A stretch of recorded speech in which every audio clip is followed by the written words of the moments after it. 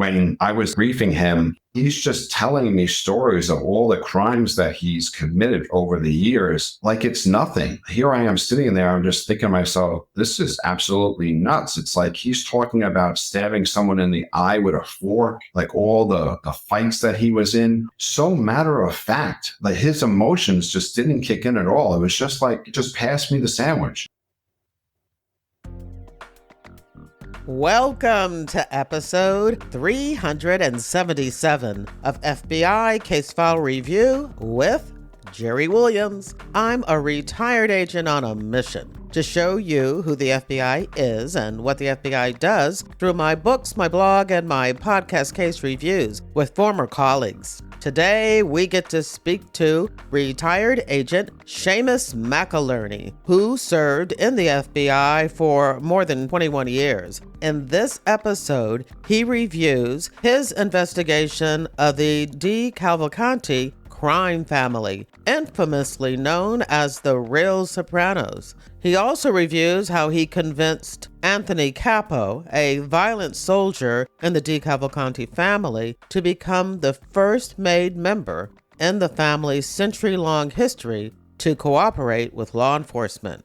Séamus is the author of Flipping Capo, How the FBI Dismantled the Real Sopranos. In his book, he shares the behind-the-scenes details about the relationship he built with Capo over many debriefings and numerous trials, where Capo's unprecedented move triggered a domino effect of cooperation that ultimately led to the dismantling of the DeCavalcante family. In all, 71 defendants were convicted, 11 murders were solved, and 7 trials transpired. As a result, Séamus and his team received the United States Attorney's Office Director's Award. Séamus's first assignment in the FBI was to the New York Division's Organized Crime Squad, C-10. Following his 6-year investigation of the DeCavalcante family, Séamus was promoted to lead Squad C-38, overseeing the case against the Colombo crime family. Under his leadership, the squad dismantled the Colombos through a series of operations, including spearheading the largest mafia takedown in FBI history. The Banana Squad was later merged into C-38 under his command. As supervisor, Séamus oversaw investigations that led to the conviction of more than 200 defendants, the resolution of 20 murders, and 9 successful trials driven by relentless teamwork. Throughout his career as an agent and supervisor, Séamus helped convict 10 mafia bosses, recover 5 bodies, and solve the murder of an NYPD officer. In recognition of his contributions to the fight against organized crime, Séamus was invited to the White House in 2013, where he was commended by President Barack Obama. Séamus's work has earned numerous honors, including Medal Finalist, Service to America, Federal Executive Board Outstanding Supervisor Award, NYPD Chief of Detectives Achievement Award, and FBI Medal of Excellence. Upon completing his term as supervisor in 2013, Séamus returned to casework, shifting to violent crime. He later transitioned to white-collar crime cases, leading numerous fraud investigations until retiring from the FBI in 2019. Currently, Séamus is the global head of corporate security for a major financial institution. Now, before we get to the case review, I want to give a huge shout out for the 3-part Netflix series Mob War, Philadelphia versus the Mafia. Oh, it is so good. Not just because it features many of my former FBI, U.S. Attorney, and Philly media colleagues, but because it is filmed with insights from both law enforcement and organized crime guys. You should also listen to the October 24th episode of the Philly Crime Podcast with my good friend Dave Stratweiser, who appears in the docu-series. In the description of this episode, there's a link to his show on Apple Podcasts. Also, in your podcast app's description of this episode is a link to where you can join my reader team, buy me a cup of coffee, and visit my website to check out my books and this episode's show notes. Thank you for your support. Now here's the show. I want to welcome my guest, retired agent Séamus McElearney. Hey, Séamus, how are you? I'm doing well. And yourself? I'm doing great. I just finished reading your book, Flipping Capo, How the FBI Dismantled the Real Sopranos. And of course, that's a nice, catchy title because everybody who is, interested in organized crime knows about the show The Sopranos, but not necessarily about the organized crime family, the DeCavalcantes. Correct. So my first question to you before we get started is if you could explain to me, because I lived in South Jersey for 30 some years working out of the Philadelphia office. I knew about this New Jersey mob. Of course, the Philly mob covered South Jersey, but in New Jersey, the mob was the DeCavalcantes. Since you work in the New York division, how did you start working this particular mob family? And how did that play with the Newark division, who also was working them? That's a great question. Well, the case starts in January of 1998, where there is a gentleman who decides to rob the World Trade Center. And he was the mastermind behind the robbery. And the people that had robbed the World Trade Center, they actually did it. They came out of the floor, and the mistake that they made was they took off their mask right away, and the cameras caught them. So those individuals that robbed the World Trade Center were pretty much apprehended pretty quickly. The gentleman who robbed the World Trade Center, the mastermind behind it, knew that he pretty much was going to get caught pretty quickly. So he reached out to an FBI agent, knowing that he was going to be arrested days later, and decided to cooperate with the FBI and decided to become a witness and become a proactive witness. And what that means was he was going to make consensual recordings. When you have a proactive witness, you just never know where they're going to take you. This gentleman named Ralph Guarino, what he actually did was he led us to the Brooklyn faction of the DeCavalcante family. Now, this took place in January of 1998. I was just getting ready to go to Quantico at that time. Shortly after that arrest, there was a murder that took place, I think it was January 23rd of 1998, a gentleman named Joseph Canigliaro, who was an associate of the DeCavalcante family in Brooklyn. So that was another major part of the investigation. So Ralph Guarino decides to become a witness for the FBI. And as I said, he was a proactive witness. So he made consensual recordings from January of 1998 up until December of 1999. I go to Quantico in February of 1998 and basically graduate from Quantico in May of 1998. I'm born and raised in New York, and I get transferred back to New York. First couple of months, I am going through a rotation. And then ultimately, I get assigned to an organized crime squad, which is called C10. C10 at that particular time was responsible for investigating the Bonanno family. As a result of Ralph Guarino now directing us towards the Brooklyn faction of the DeCavalcante family, that particular squad was now going to be responsible for this particular witness, trying to direct that witness. So that case then becomes part of C10, and that's how the investigation starts. So Ralph has operated proactively for about almost 2 years. During that time period, I believe he'd made approximately 300 recordings.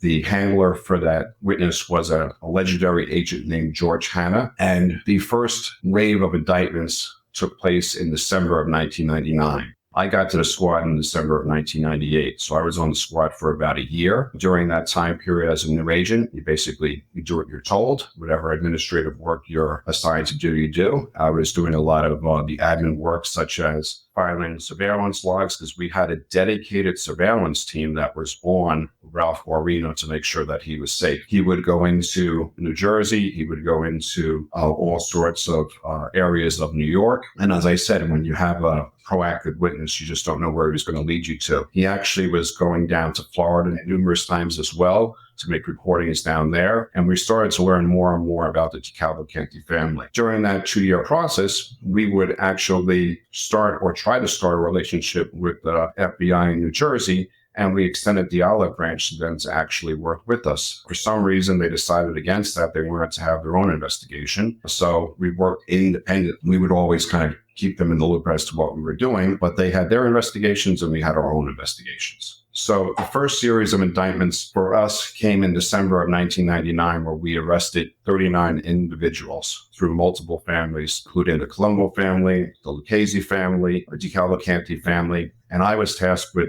arresting DeCavalcante soldier by the name of Anthony Capo. Anthony Capo resided in Staten Island. Capo had a history of not being liked by law enforcement, treating law enforcement very poorly, and had a very bad reputation with law enforcement. As I said, George Hanna was the agent who ran Ralph Guarino. As a new agent, I was constantly watching George. I viewed him as a mentor to me, always treating his witness with respect. And I learned a lot from George, and I was going to use that same level of technique when I was going to deal with Anthony Capo, regardless that he was not well liked by law enforcement. So prior to arresting Anthony Capo, just like he would do for a test, I studied Anthony Capo up and down. I made sure that I knew his date of birth, his social security number, his wife's name, his kid's name, their ages, where they lived. Everything I could possibly know about Anthony Capo, I would find out prior to arresting him.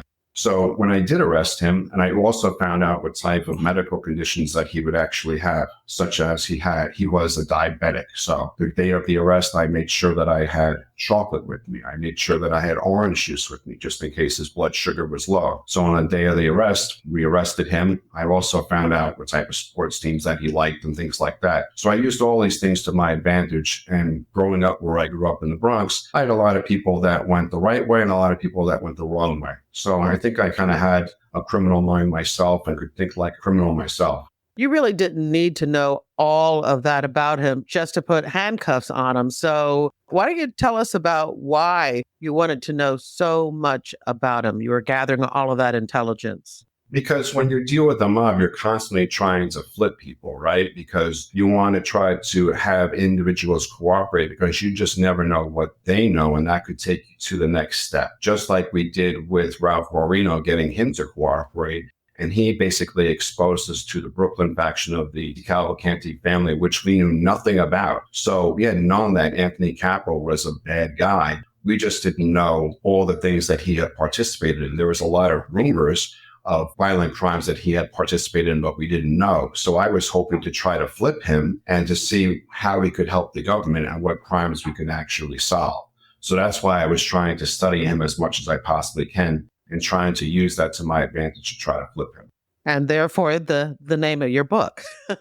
Correct. And unbeknownst to me, as a new agent, I didn't know this, but up until that date in December of 1999, no made member in the DeCavalcante family had ever cooperated before in their 100-year plus history. So the day of the arrest, I did arrest him. We kind of did bond together. I think he was appreciative that I did have orange juice and chocolate there in case his blood sugar got very low. We kind of did have a banter about sports. And one of the things that, I read him his Miranda rights, and he immediately invoked his right to counsel and to remain silent. And I kind of used that to my advantage. I knew the crimes that he was charged with, and I told him to remain silent, but I wanted to have him have some food for thought. So I started to give him some tidbits of information of the charges that he was charged with, so he could literally think about things. Again, I explicitly told him not to talk, but I wanted to think about things. For example, he was charged with the conspiracy to murder Charlie Majuri. We had known from the proactive witness that we had that he was contemplating killing Charlie Majuri. There was a bunch of people that were going to kill Charlie Majuri. And one of the reasons why that they did not go through with it, they did take some overt steps, but one of the reasons they did not go through it was because there was a cop on that street. So I made sure to kind of throw that tidbit out to him. As I said before, I studied him, so I would ask him a question like, what's your date of birth? Before he could answer the question, I would tell him what his date of birth was. When I would ask him what his social security was, before he could answer, I would tell him what his social security number was. So what I was doing was I was starting to have mind games with him, letting him realize that I knew a lot more about him than he really knew. So when I would start to give him these little tidbits of information to him, I wanted him to think about that, thinking like, what does this FBI agent really know? And let him think about that. So it did work. And I was able to use all those things to get him to flip.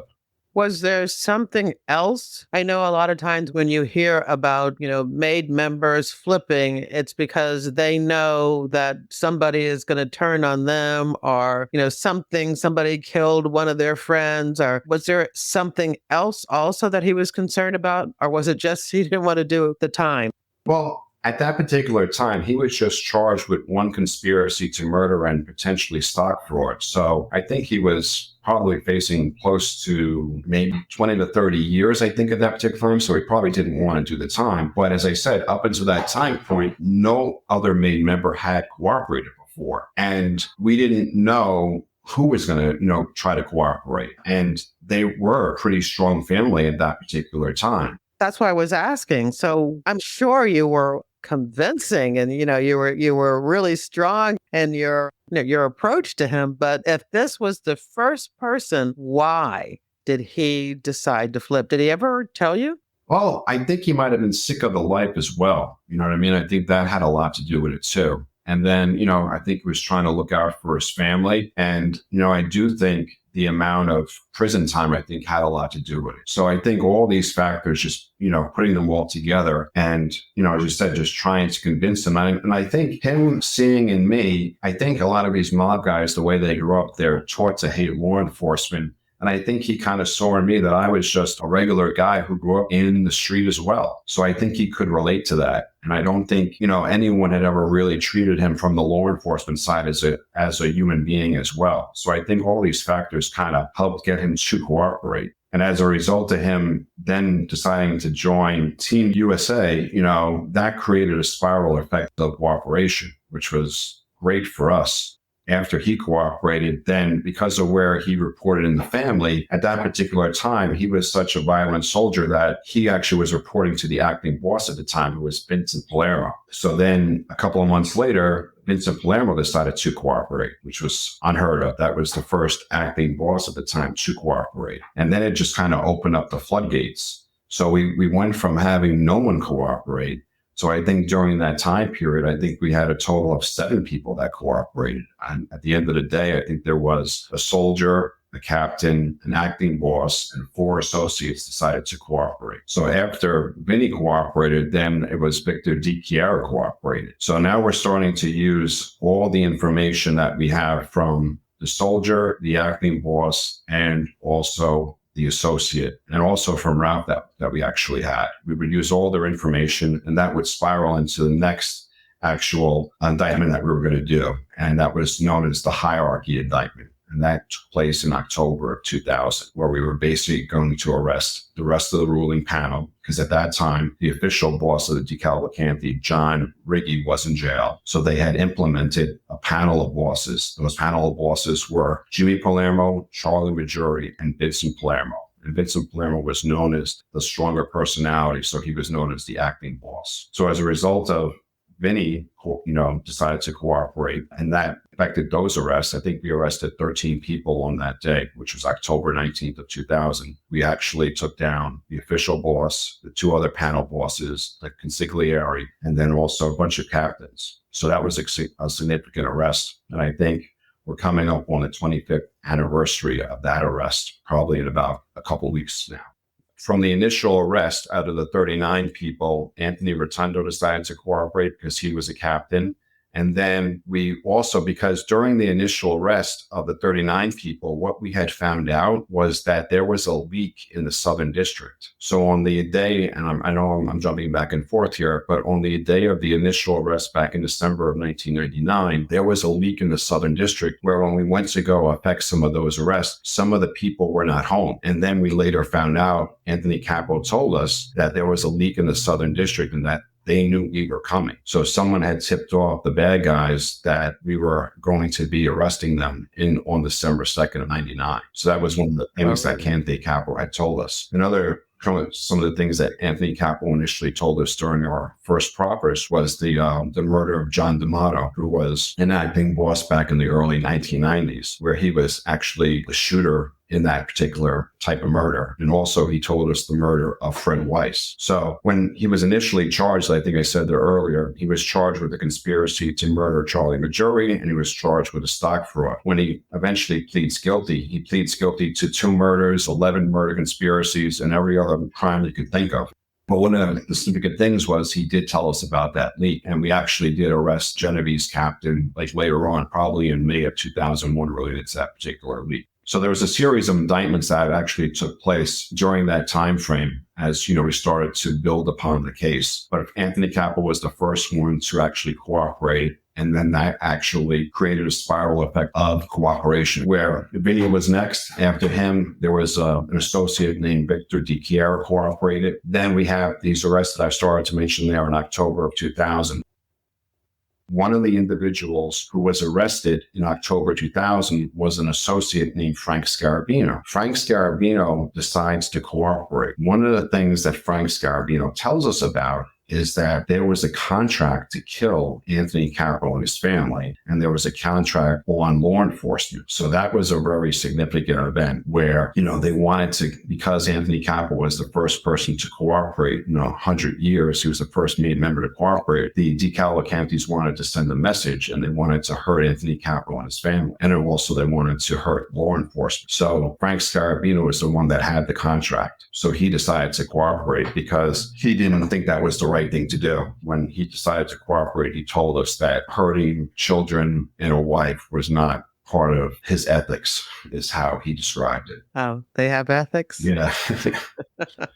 So, it's kind of odd, right? When you're sitting across from one of the guys that has the contract to kill the witness's family and also to hurt law enforcement. So, but he did decide to cooperate, use his information as well. So that was in October of 2000. And you can see what we're doing is we're just continuing to build blocks here. We're just constantly building upon what we already have, which was just, getting even better and better.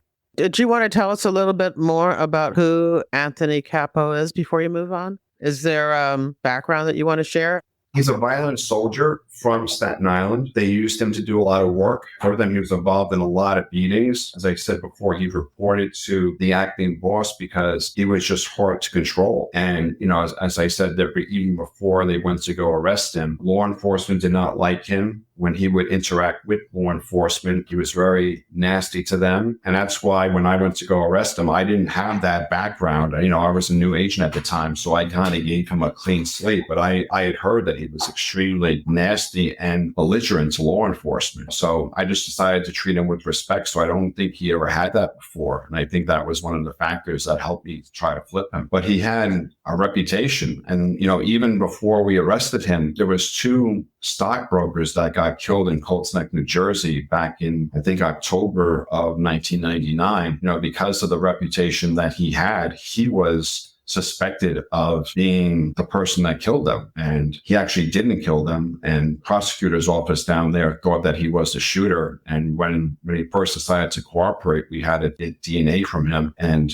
just to clear his name. And it was interesting to see the reaction because I said, when I first dealt with him, he was nothing but, professional. And I would say professional and very nice to me. But I could see that other side of him when he was dealing with the prosecutors from that office because they were very aggressive towards him and they were accusing him of that murder. And I could see the other side that I had heard about him, where he was very defensive and he said he had nothing to do with that murder. And they actually did take DNA from him and he was cleared of that, where he did not participate in that murder at all. That, as I said, that went on and we continued to build our case and it did create a spiral effect of cooperation. And after Scarabino decides to cooperate in October of 2000, we just kept on building upon cases. You could just imagine a lot of these defendants are starting to hear that people are starting to cooperate. So one of the defendants who was initially arrested in the December 1999 arrest is a gentleman named Tommy Vittora. Tommy Vittora is starting to hear that Anthony Capo is cooperating now, that Vincent Palermo is now joining our team. Victor DeCavalcante is now part of our team. That's Frank Scarabino is, and he's getting nervous because he participated in a murder of the gentleman from January of 1998 named Joseph Canigliaro. So as a result of that, he wants to get out in front of before he's arrested for that particular murder because he had confided in Anthony Capo and Vincent Palermo about wanting to kill Joseph Canigliaro before he was actually killed in January of 1998. So he decides that he wants to cooperate. and he is out on bail. So we decided to use him proactively for a short period of time. And he makes one of the best consensual reportings that I think the Bureau has ever had, where he was able to get all the participants who participated in the murder of Joseph Canigliaro together and talk about the murder. And they actually talk about their roles and what they actually did in that particular murder. That reporting, if I remember correctly, took place in March of, I'm going to say 2001, I believe, March of 2001. And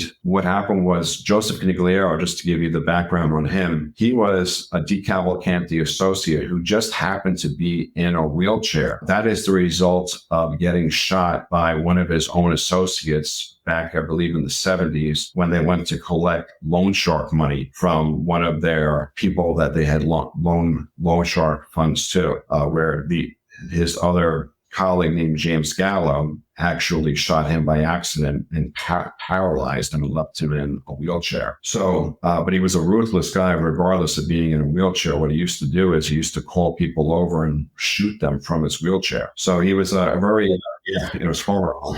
Oh, so goodness. they, and he used to extort people all the time. So as a result of that, the individuals around him wanted to kill him, and they actually did kill him in January of 1998. And Tommy DeTora was one of the people that was part of that murder. And as I said, Tommy DeTora was arrested in December of 1989 for other charges. And now he's starting to realize that people are starting to cooperate, and they might basically give him up related to his conspiracy to murder Joseph Canigliaro. So he decides to cooperate, and he makes a consensual recording that is a great recording where he gets everyone that's involved in that particular murder to talk about their roles. The shooter on that particular murder is a guy named Martin Lewis. So Martin Lewis actually gets into the car with Joseph Canigliaro, shoots him, gets out of the car, and Joseph Canigliaro actually drives away. And this is on tape too. At the top of the street, Joseph Canigliaro puts on his left signal and drives himself to the hospital. The thing is, from reading your book, he was shot like 6 times in the side. Exactly. Wow. And then he stops by another DeCavalcante associate's house first and picks him up, a guy named Joseph Bridson. And Joseph Bridson was actually involved in the murder as well, in the conspiracy to murder. He picks him up and he drives to the hospital, and unfortunately he died at the hospital. So he's picking this guy up thinking he's a friend and an associate that's going to help him. And that guy knew that they planned to kill him. And much to that guy's surprise is that he's still alive.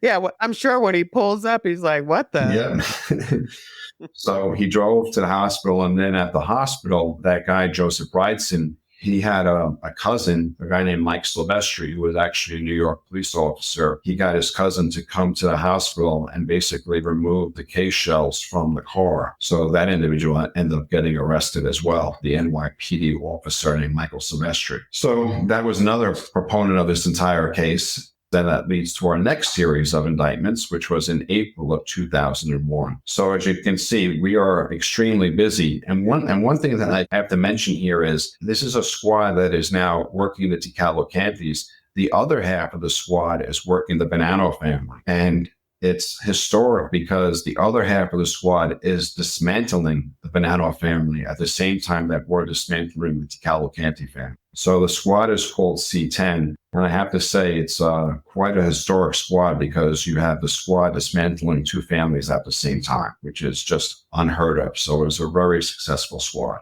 So you always hear about deconfliction. As you're taking down this branch of the DeCavalcante family, are you sharing this information with the Newark FBI office? At this point, not every piece of information, no, because as I said, they decided they didn't want to work with us. So yeah, but you could be arresting people that they have cooperating. So I'm seeing that there, could have been an issue.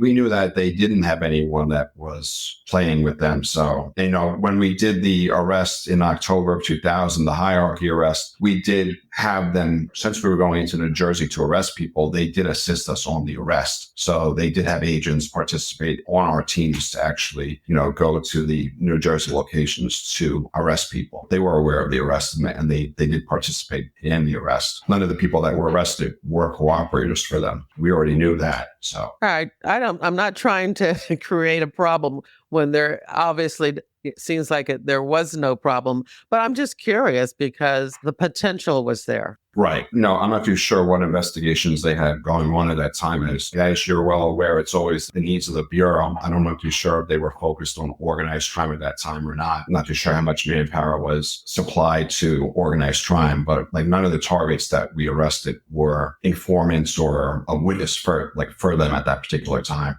I did interview on episode 236 a task force officer, Giovanni Rocco, and I know that's not his real name, and Newark supervisor, organized crime supervisor, Anthony Capo.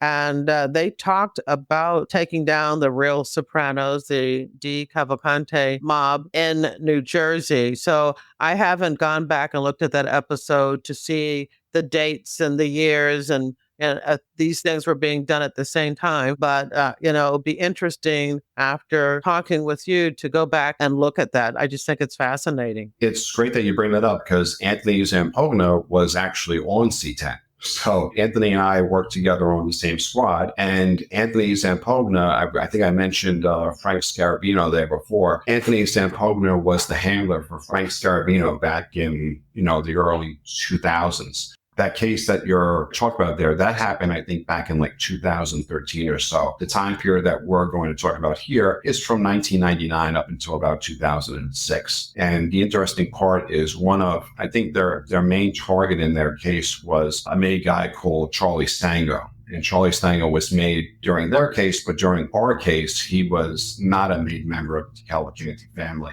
But he was part of our case as well. He ended up pleading guilty in our case and was sentenced to 13 years. He goes to jail, and obviously he just got out of jail and went right back to a life of crime. And I believe Anthony and also Giovanni Rocco basically had targeted Charlie Stango and his crew, and they did convict him, and I think he was sentenced to 10 years in their case. I'm not exactly sure, but Anthony actually was on C-10 with me, and he was a big part of our case as well. And that time period is going to be different. Our case was back in 1999 up until about 2004. So.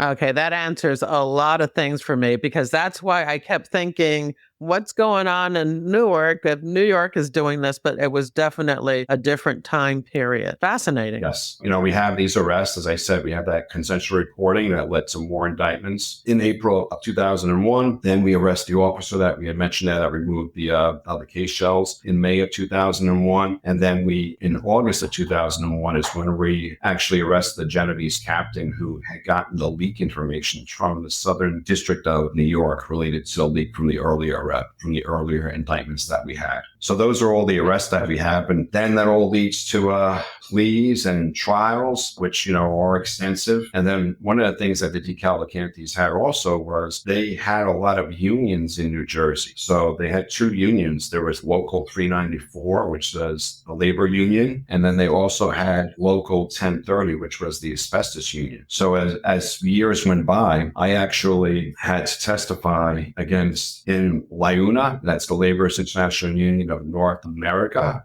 and actually was able to put Local 394 into a trusteeship. We had numerous trials. We had the trial, we called it the wheelchair trial, that was related to the murder of Joe Pitts. That took place in December of 2003, I believe, or 2002. I'm trying to get my date straight here. But I basically participated in trials for a year straight where I basically had no life for an entire year. Anthony Capo, if I remember correctly, testified probably in about 7 trials over the course of his cooperation with the government. He testified in the Joseph Canigliaro trial in December of 2002. All those defendants were convicted. One of the individuals who pled guilty right before trial was a guy named Mike Massa. I think he was sentenced to 35 years. We actually had approached him before the December 99 arrest, trying to get him to cooperate. He just refused to cooperate and later was arrested. He decided to plead guilty before he went to trial. The other individuals were convicted at trial, including the officer that we talked about, Mike Silvestri. I think he ended up being sentenced to 13 years. A couple of people got life. So that was a very successful trial. And then we had other trials that took place in May that year. And when you're on trial, there's trial prep And then there's the trial itself, which is 24/7. So there was 3 trials in total that year. So I don't think I really got done with trial until the following November. So that was a long haul. One of the things that happened during that time period too is that there was a blackout. So now that I'm remembering, the blackout was in August of 2003. So that was an interesting day, if I remember correctly, where we were on trial and Anthony Capo was getting ready to testify. The blackout happened. And at first we thought maybe in the courthouse, the lights had gone out and we had to go back and take Anthony Capo, who was on the stand at that time, take him in the back. So the marshals took him in the back. And then we found out that the entire region, that there was a blackout. So I was hoping to go home early that day. It happened around 3:00 in the afternoon or so. I was hoping to go home early. And I remember going to get my car, and I had parked at a lot next to Broadway, next to 26 Federal Plaza. So I go to get my car, and I give my ticket to the parking attendant, and he looks at me, and I look at him, and then he looks up, and my car was on a lift. It was an outside lift, and just realized that I was there to stay. And I was like, oh, great. So I actually called my brother, who was working with the FBI too at the time. I think he was on SSG, which is the surveillance group. And he had actually gotten home for the day. So I told him it was no point in him trying to come back into the city. So I decided I was going to just stick it out and stay at 26 Federal Plaza. And back then, 26 Federal Plaza wasn't the best place to stay. And there was a lot of preachers in the walls at night. So I slept there for the night and I kept my eyes open. So next morning, agents came in and I forget what time power was restored. Probably it was late in the morning. I got up and made sure I got my car then and was able to go home and try to rest a little bit. But instead of going home to rest, to get some sleep. I wonder how they handled the power outage, the blackout in lockup. I would imagine, taking these people that were testifying back to wherever they were being held was kind of awkward too. Unreal, right? Yeah, I would not want to have to deal with that. Once he's agreed to cooperate, then what's the process of getting that information and figuring out what's useful and corroborating that information? Because just because he said it doesn't mean it's true.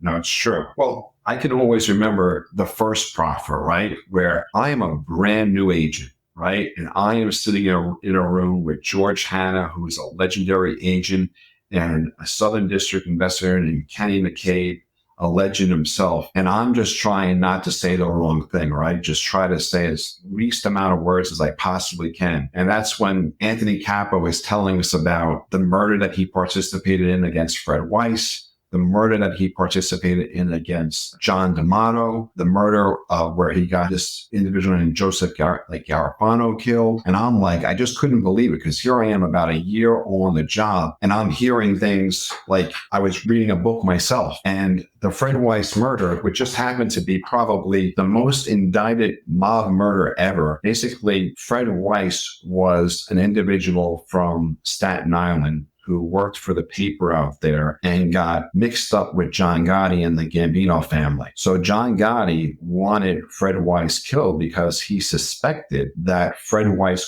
was cooperating with the government. And he asked the DeCavalcante family to kill him. So it became a race to kill Fred Weiss between the Gambinos and the DeCavalcante family. And John Gotti was very close to John D'Amato, who was the acting boss at the time. So as I said, it became a race for the Gambinos and Cavalcantes to kill Fred Weiss. And Cavalcantes actually ended up killing Fred Weiss on September 11th of 1989. And as I said, it's probably the most indictable mob murder, because I think in excess of 15 people have either been convicted or have pled guilty to that murder. So here I am as a new agent going to a proffer with a made guy from the DeCavalcante family, and he's telling us all about this. That was surreal to me. So then, you go through this process where you start to proffer, and we believe him, and now we have to decide, okay, we have to move him, right, for his safety. So then we move him to a facility for the time being, and we're going to get him into the witness security program. There's a whole process that you have to go through to do that. There's paperwork that you have to do. There's polywork that you have to go through. Then we finally get him to a WITSEC facility, and now you start the debriefing process, where you're going to speak to your witness and he has to tell you all the crimes that he participated in and who he participated in with. And then you can't just take his word for granted. You have to collaborate and to corroborate all the crimes that he just told you. So that's a whole process within itself. And the mob doesn't do murders or crimes by themselves. They always have other people involved. So that was a process of trying to corroborate all the information that he was trying to tell us, which we were able to do. I remember one of the things that was hard to do, but it did corroborate one of the crimes that he told us about was the murder of John D'Amato, where he had said that he had gotten a ticket for smoking weed right before the murder. And we were able to track down that ticket. So it did give him the credence that he was telling us the truth. That was just a small sample of some of the things that we were able to put together. But numerous things like videos, tickets, airline tickets, hotels. You have to corroborate any piece of information that you possibly can. You just can't take the witness's word for granted. You're talking about, Anthony Capo being this violent man and all the murders that he participated in. But I can tell you, one of the things that affected me the most is when you tell the story about him, stabbing somebody with a fork in the face. And that was pretty visual. Yes. We can just add to that, too, if you want to just keep talking just for a second. When I was debriefing him, he's just telling me stories of all the crimes that he's committed over the years, like it's nothing. Here I am sitting there, I'm just thinking to myself, this is absolutely nuts. It's like he's talking about stabbing someone in the eye with a fork, like all the fights that he was in, all the drugs that he has done, taking cat tranquilizer. I'm like, you did what? You took cat tranquilizer? It's like just unheard of, but so matter of fact, like his emotions just didn't kick in at all. It was just like, just pass me the sandwich. It was like, there was no emotion to it at all, which was, kind of hard for me to comprehend that. And then even like the home invasions, that's something, like you're always taught as an agent, don't judge, just to listen to the information, don't let it affect you. But the home invasions is something that is really, really a despicable crime, right? Where you're really going into someone's house and you're invading privacy that they have, and you're going to tie them up and, basically put tremendous fear into their lives and take whatever valuables they have at home there. And he saw that I didn't like that. And I remember that one instance, like the next time I saw him, I don't even know if he was saying it just to say it or it did affect him, but he was apologizing to me about all the home invasions that he actually did. And like you take that with a grain of salt, right? You don't know if he's trying to play you or if it really did affect him after he did think about things. I do know one of the crimes that really did affect him is the murder of his friend.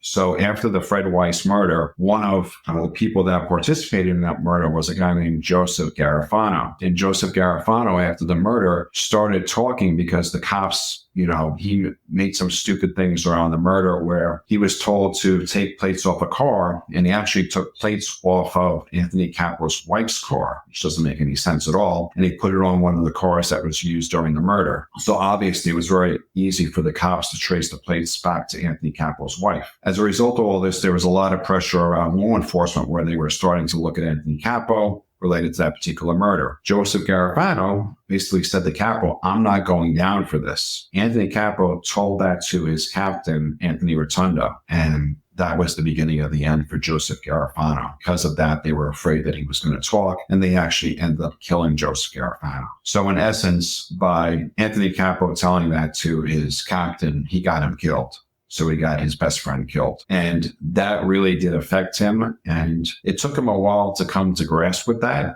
And then as we were together longer and longer, he realized that he did get him killed, and that did affect him. And he used to tell me that he would have nightmares about that. All right. So as Anthony is on the stand and as, all these other people are talking, you have developed really a relationship with him. I don't know if you want to call yourselves friends, but over the time of debriefing him and now working with him as testifying and all of these trials, you've become, how would you label it?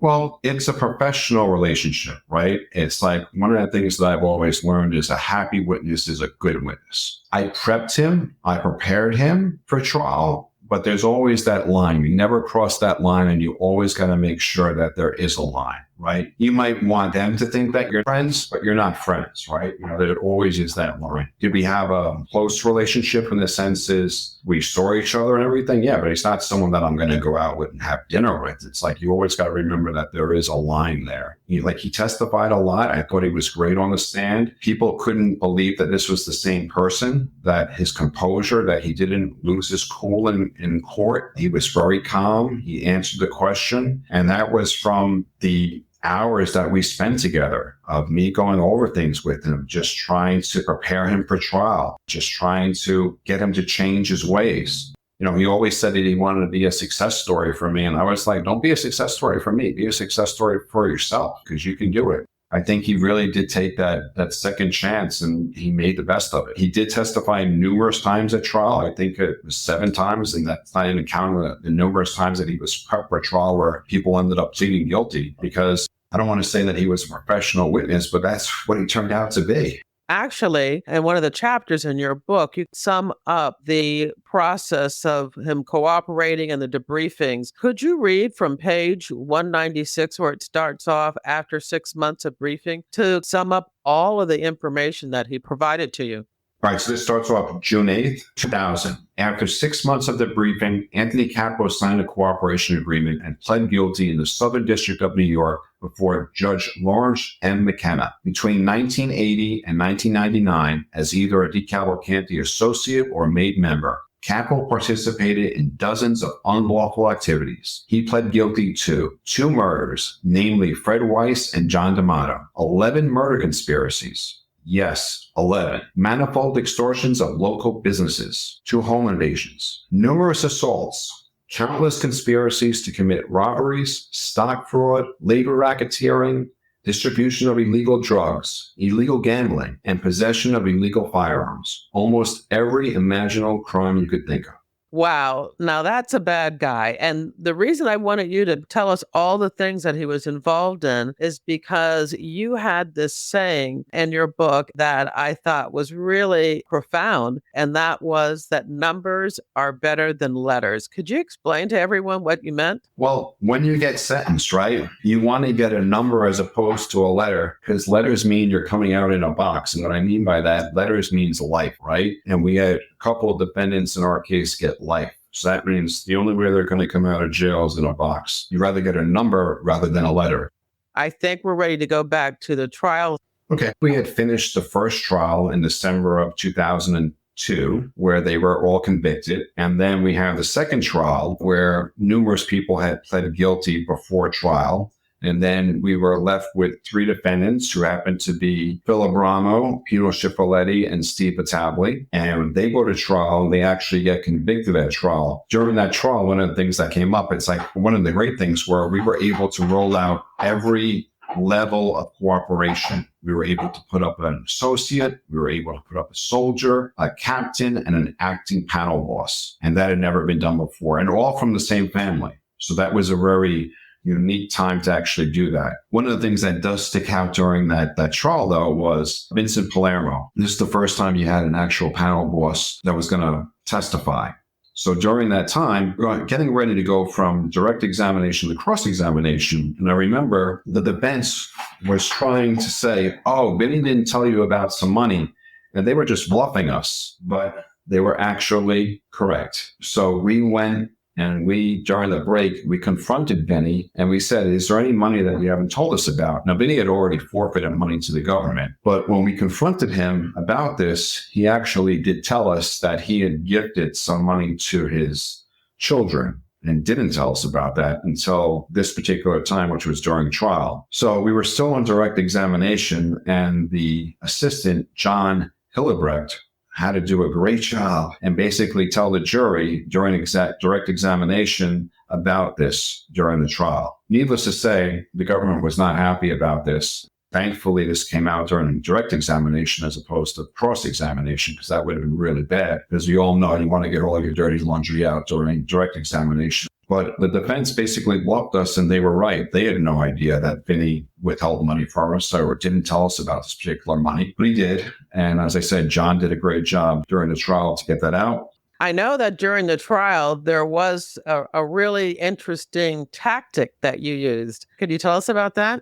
Well, I think I had mentioned before that Joey Garofano was one of the individuals who was killed. Joey Garofano was basically saying to Anthony Capo that he wasn't going to go away for the Fred Weiss murder, and that ultimately led to his death. So I had been staring at the picture of Joey Garofano for years. During trial, we were always trying to get Phil Lamella to cooperate, or we had done a search warrant on his property trying to find the remains of Joey Garofano or John D'Amato where they were buried. Unfortunately, Phil Lamella's property up in Marlborough, New York was very vast. We had done a search warrant up there, but we couldn't find anything. And plus, the structure of his property had changed. So during trial, we went up there to try to get closure for the family, and he refused to cooperate with us. And I remember I was with a prosecutor and another agent, and we spoke to him, and he refused to speak to us, and we started to go back to our cars. And then I just had this inkling where I was still very angry. I had a picture of Joey with me, and I said, "I'll be right back." And I went back to Phil Lamella, and I took the picture. I showed it to him. I said, "I've been staring at this for the last 3 years. It's time for you to stare at it." And I took it and I shoved it right in his pocket, and I just turned around and I walked away.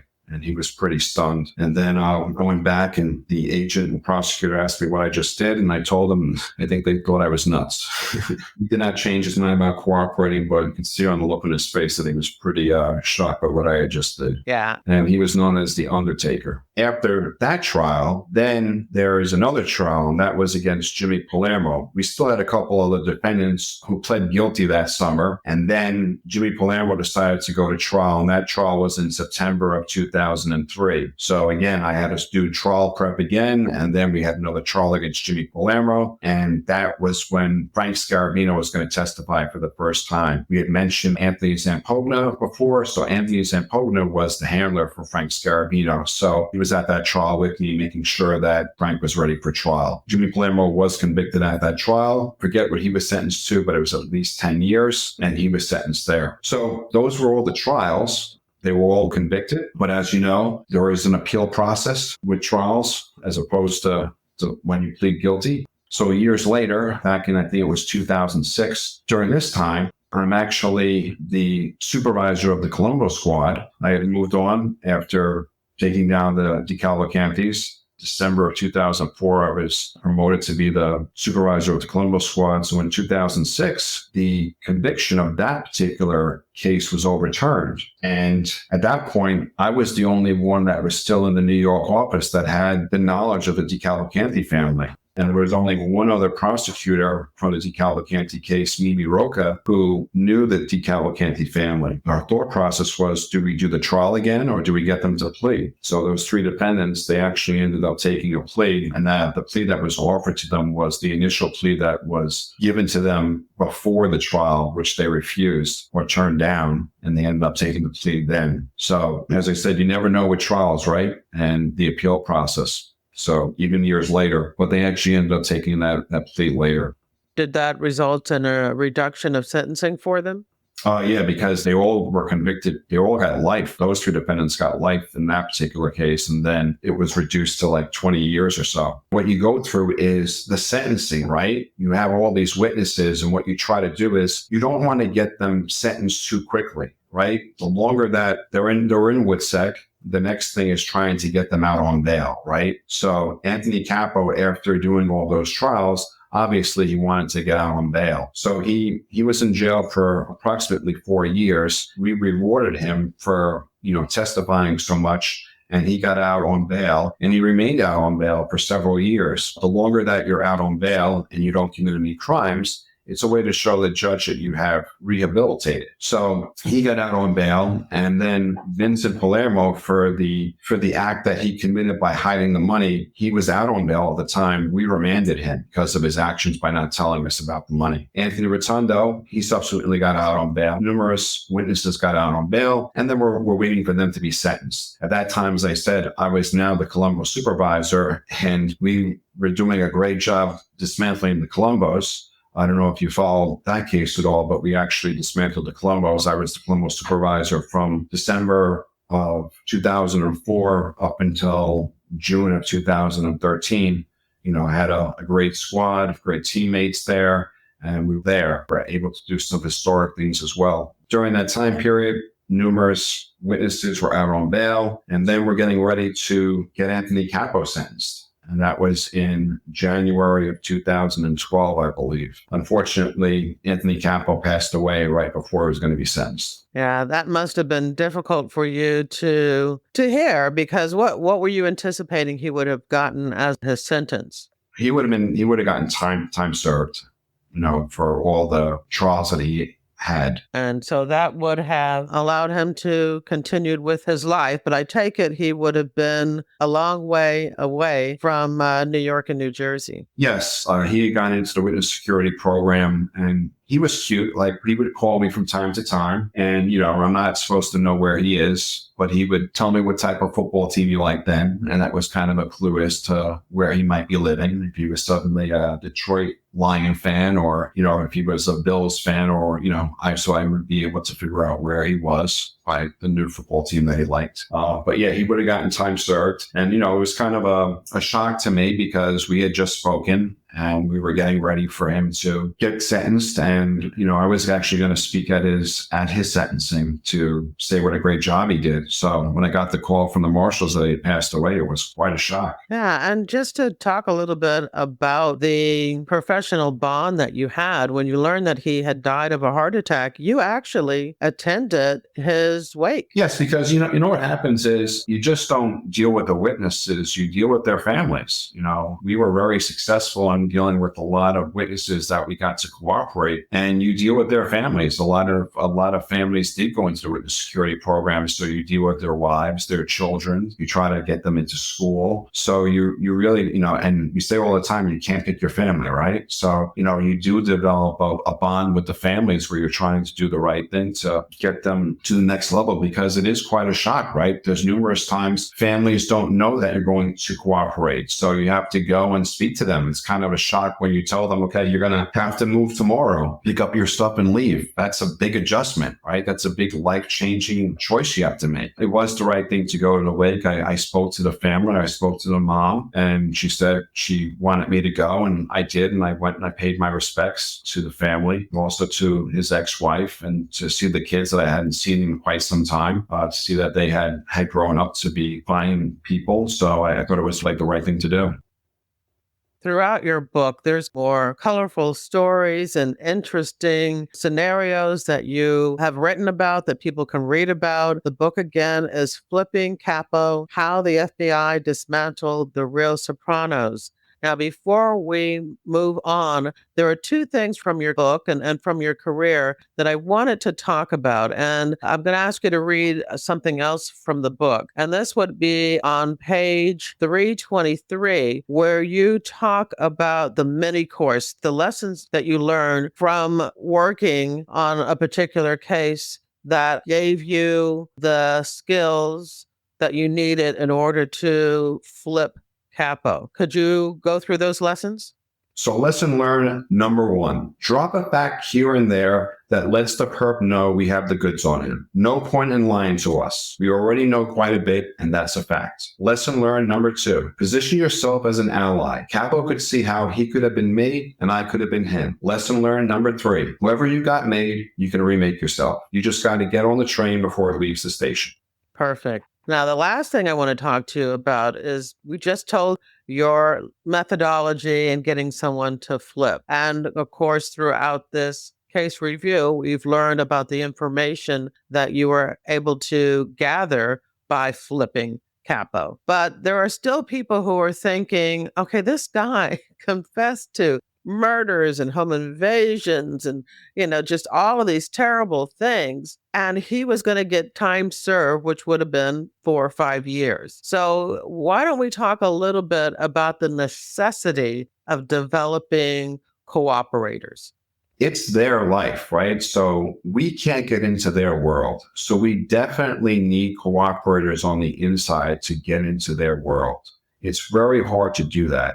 Unless you have an undercover that can get into their world, it's extremely hard to do that. That's why we have to give them a break, right? And it's a building block approach. You try to get one witness to get to the next witness. to try to learn as much information as you possibly can. And without the witness, you're not going to make an effect. If you didn't give them a break, no one's going to cooperate then. And that's the only way that you can make a dent is by giving a witness a break. Now, we've had people that have thrown that away. Like, look at Sammy the Bull, right? He got a tremendous break, but did not work out for him, right? He went back to committing crime and he paid for that.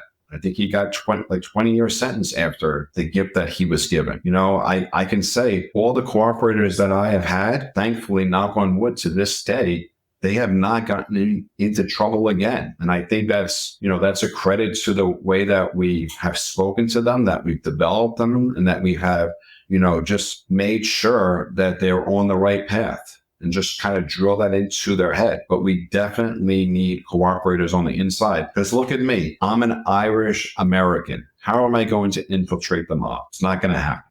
Understood. Thank you for explaining to those who may be wondering about giving somebody a break in these type of situations. So thank you for that. And I'm not condoning any of the acts that they've done or the victims that have experienced pain at all. I cannot do that. Well, this case definitely was a success, and I just wanted to acknowledge the fact that the New Jersey State Law Enforcement Officers Association gave 5 members of your squad, C10, the Meritorious Service Award, including you. That had to be pretty special to receive that. Oh, yes. And in addition to that award, you also received a big award from the U.S. Attorney's Office. Tell us about that. That was quite an honor and a surprise to go down to Washington to actually get that. So that was a tremendous team award for our team to be recognized to dismantle the DeCavalcante family. And that award was from? I believe we got that from James Comey back in 2004. It's the United States Attorney's Director's Award for the DeCavalcante investigation. Yeah. So at the time, Jim Comey was a United States attorney? I believe so. And I have to go back and look to verify that. But I remember I have a picture with him. I think he might have been the acting attorney general at the time. I know in addition to those two that we've mentioned, there were other awards that you've received during your career. And I'll list them in the show notes for this episode. Great.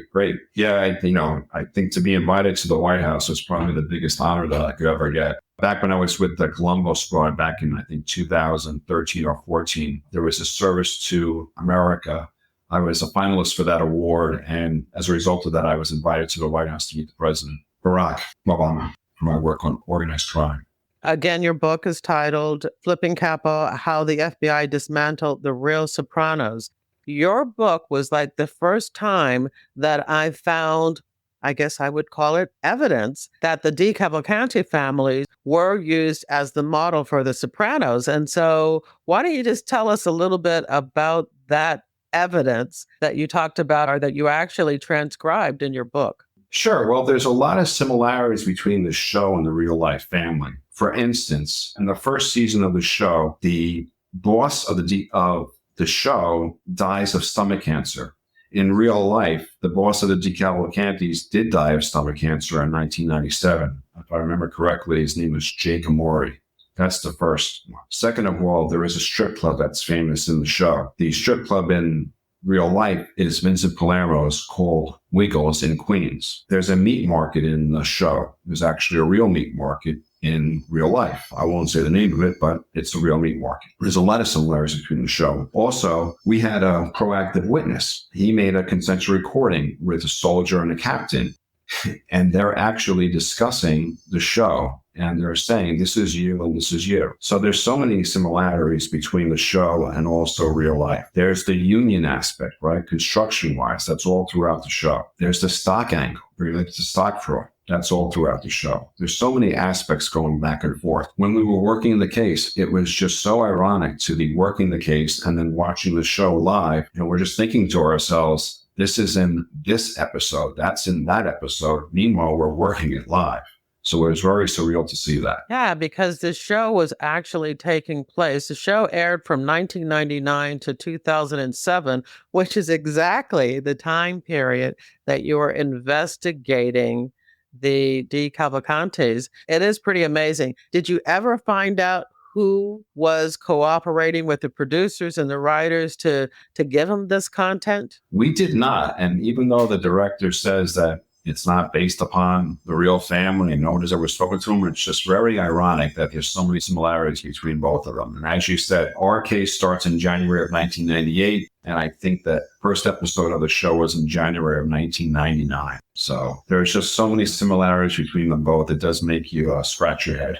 So we've come to the part of the episode where I like to ask my standard question. Okay. And that is, when and why did you join the FBI? Okay, so I got out of school and I didn't know what I wanted to do whatsoever. So I got into banking and I used to do audit. And I just didn't feel that was a purpose for me. I just didn't feel the satisfaction around it. And I actually met someone that liked their job and they worked for the FBI. And speaking to them, I just became infatuated with it, and it just really grabbed my attention. And as a result of that, I just became determined to try to get into the FBI. And this is back in 1997 or so, or 1996. And I was just very lucky and determined, and I went through the process, and thankfully I was selected. You know, it was the best job I could ever have. I got to service. I got to go to Quantico in February of 1998. I retired in April of 2019. Well, I know that you spent a lot of time working organized crime in New York, but towards the end of your career, you also worked violent crime and white-collar crime. Correct. I did organized crime for about 15 years.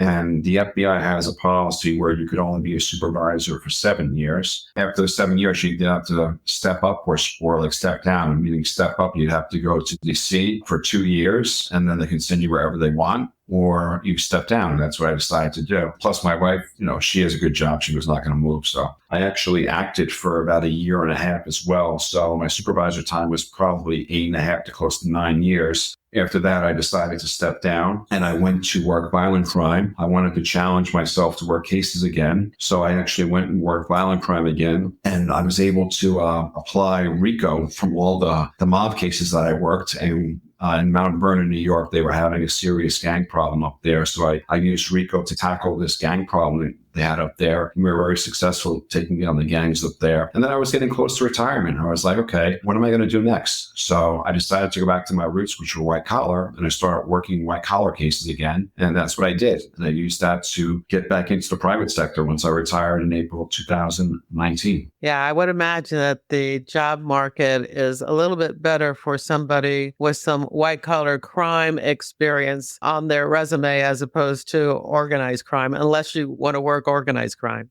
Yes.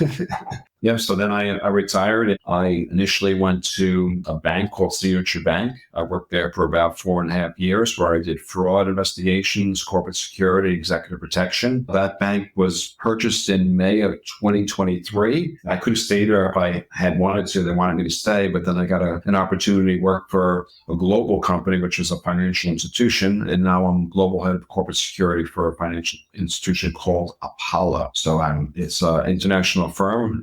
But I'm responsible for 31 locations around the world and making sure that 4,000 plus employees stay safe. To wrap up everything, you have written this book, Flipping Capo, How the FBI Dismantled the Real Sopranos.